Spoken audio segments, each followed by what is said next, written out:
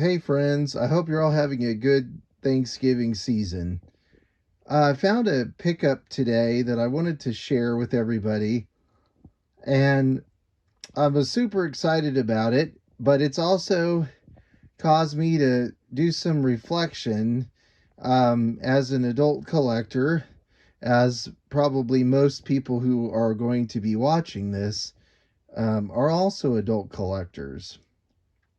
So real quick, we'll cut to the what the item is here, and as you can see, it is a mashup or a collaboration between Transformers and GI Joe. And so anyway, I am not a big Transformer person, but I do like GI Joe, and so I'm gonna zoom in a bit here to the price and where it was found. $24.99 at Ross. Ross Dress for Less is the full store name. So we're gonna zoom back out here. So looks like it's got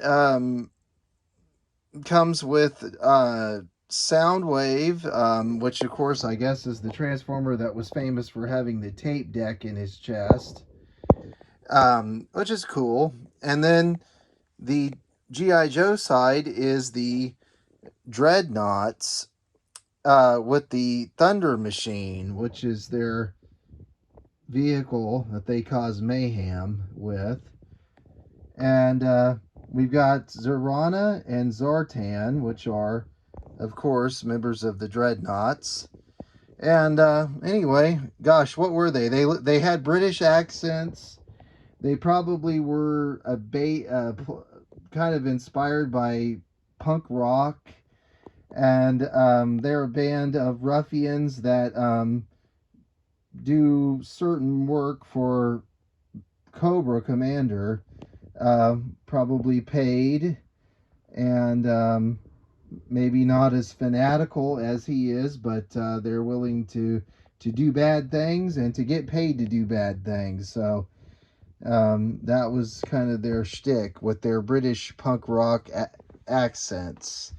So anyway, I like GI Joe, so I saw this and I thought, holy smokes, what a big box and probably an expensive toy initially. So being in Ross's, I'm there for the cool stuff at a nice price, and so I looked this up, and it retailed for I think about $100 new, which $100 is kind of standard for deluxe toys these days. And so anyway, so I was like, wow, I grabbed it, walked around with it, and bought it, as you can see. But let me kind of get into my additional observations. So, when we were kids, and gosh, these franchises that are still around are basically from if you were an '80s kid, these are the franchises that you still collect for the most part. And so, as a kid, you buy this stuff and you buy it because it's cool and it's fun and you want to play with it. Well, you do the same as an adult, but we bring adult sensibilities to things. And, you know, economy, personal budgets, all kinds of things. So, seeing this through an adult's eyes, once we get past the nostalgia, we have to wonder. It says $24.99, and I'm a frequent Ross shopper, and I'm there for the toys, and there's a large group of adults that are there for the toys at Ross. The word's gotten out. So I'm going to ruin it even further and get the word out with this video. But, so generally speaking, in my experience, I like to check dates on toys. I like to think about when a toy came out, vintage toys or current toys. And I like to think about where I was in the collecting where I was with my collecting during certain years or during certain decades, and just think about a lot of factors that were at play. Uh, was there a global economic crisis during this certain year? Was there a war? Um, was there a pandemic? And all of those things have an impact on the economy at large. They have an impact on our own economies in our homes, and they even affect action figures.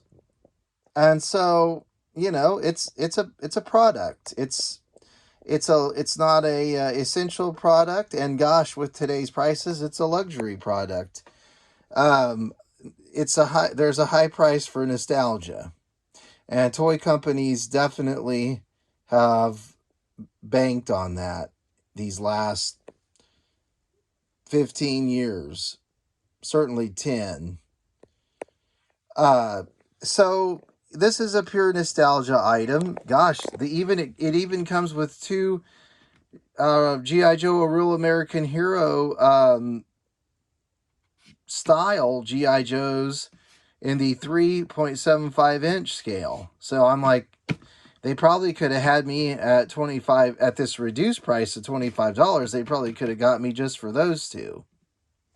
So anyway, I'm looking this over, and I got to get back to my one of my observations is that Ross is a closeout store. So, we can't assume that everybody knows what a certain word is. So I'm just going to go ahead and say a closeout store does not sell used products. That's a thrift store. A closeout store buys massive quantities of items that have been to retail uh, other retailers that were selling the item when it came out, or the first run of the item, so to speak. Then you've got warehouses and a huge mechanism behind getting those products to the first run retailers who sell the items, both online and physical and brick and mortar. Well, not everything sells out. Certain stock doesn't sell out. And, there's a whole bunch of reasons for that. When times get tough, there's more stock that doesn't sell. So when closeout stores such as Ollie's, Ross Dress for Less, Big Lots, etc., they get, they've got their suppliers. And so when there's a big enough overstock of unsold items, brand new in the box unsold items, then these closeout stores can come in and buy them in huge quantities, and then also sell them at a cheaper rate than they were sold for their first time around at, say, Target or Walmart. And well, there's no Toys R Us anymore, but they were a first run store as well, not a closeout store. So this came down to my closeout store, and what I have been noticing these last couple of years at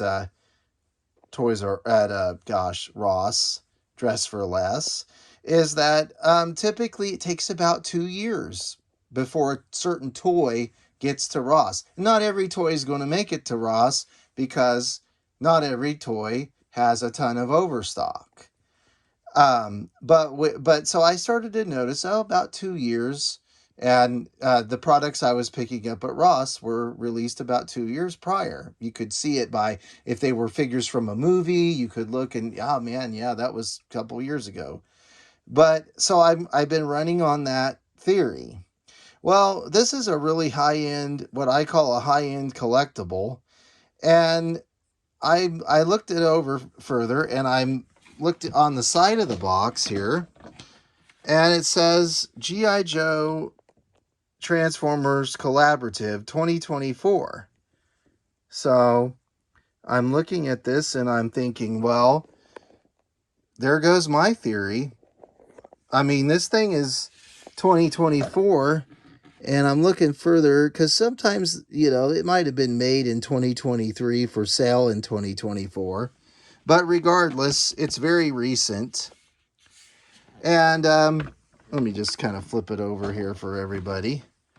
So this sort of is alarming because if those of you who are long-term collectors or collectors who were older and have taken breaks and then kind of went crazy during the pandemic and bought action figures, you likely got an education during 2020, 2021, and 2022 in the supply chain. Of course, there were big problems with the supply chain. And, it was tough to find certain items because there was a worldwide pandemic. But um, items would be solicited online because if you got back into action figures in 2020 ish, you started to notice that was where you were going to find them primarily.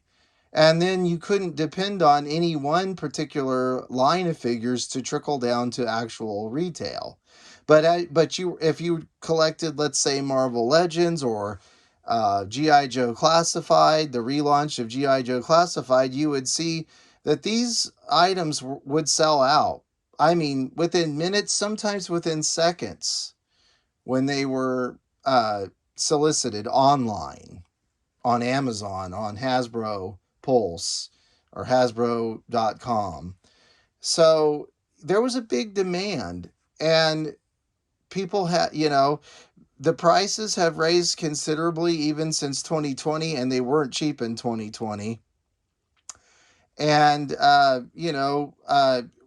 I still follow new releases, and I don't see a fraction of what's released sell out when it's released online or pre-orders.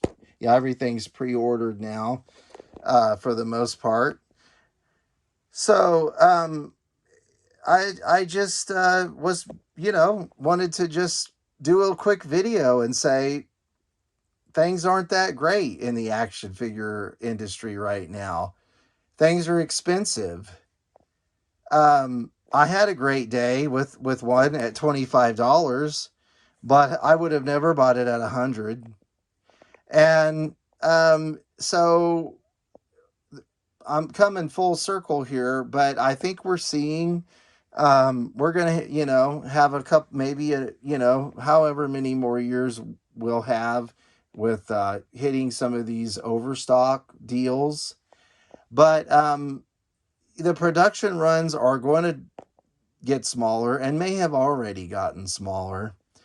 And we're headed to a made to order situation with Hasbro. And I'm not sure where McFarlane's going to go with things. But they may have some cheaper offerings at retail, but this obviously didn't sell well at $100 to make it into Ross Dress for Less, a closeout store the same year that it was released in 2024. So I am not complaining, but as always, when we mature and we are an adult collector, or at least the way I approach collecting, and a lot of people I know, is we're not just blinded by the coolness of the item, well, we often are, but we're going to look and we want to think about the big picture. We might not be able to do anything about the big picture, but isn't life more fun when we look at things and we try to ask ourselves why? And I think we should do that more as adults. And everything is interesting. Everything is more than face value. And so, anyway, I just wanted to share my find, my cool pickup with you today. But I also wanted to share some thoughts, and I probably talk more about my thoughts about economics and the health of the action figure hobby more than I did about the toy. But enough people talk about the toy. So anyway, that's my 2 cents worth. And I had a fun day, and I found something cool, and then it caused me to think about it, which that's a that's a good thing. That's part of a hobby. That's part of a hobby that engages me. So, and I'm sure you could say the same about yourself. So anyway, thank you so much for watching. I'm going to try to share more of my opinions and observations and finds as I find cool things. So thank you so much. Video went a little bit long, but I appreciate you watching. Have a great evening and a happy Thanksgiving. Take care. Bye bye.